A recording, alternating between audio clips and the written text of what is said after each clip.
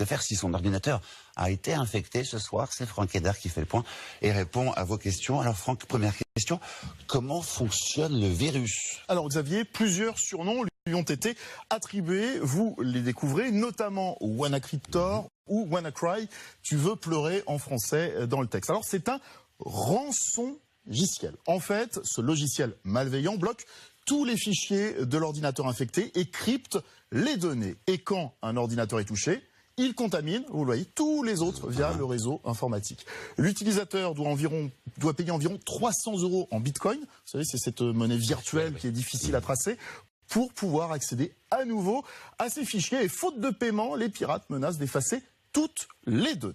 Alors que faire si mon ordinateur a été infecté? Alors j'ai joint Yannick Chatelain, il est enseignant-chercheur en hacking et cybercriminalité, et Xavier, il est formel, il ne faut pas contacter les racketteurs et il ne faut pas non plus les payer. Pourquoi?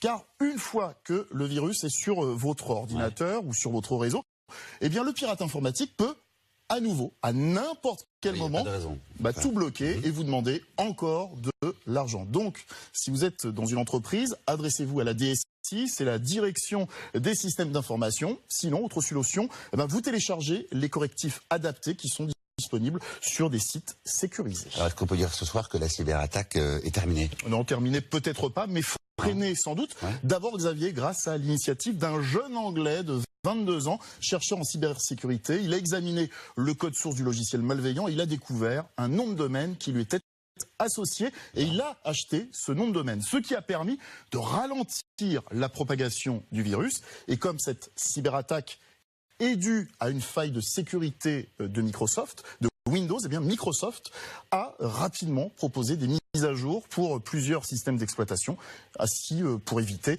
que plus de machines ne soient infectées. Alors comment se protéger de ce virus?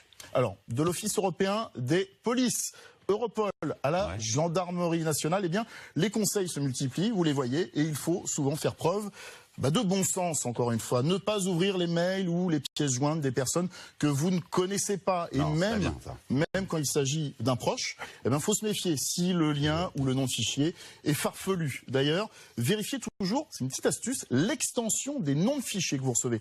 Un fichier malveillant peut se cacher derrière un .exe, un .vbs ou un .scr. Dernier conseil, on touche pas. On ne touche pas. Dernier conseil, vous faites régulièrement des copies de sauvegarde de vos fichiers sur un disque dur externe ou sur un cloud par exemple.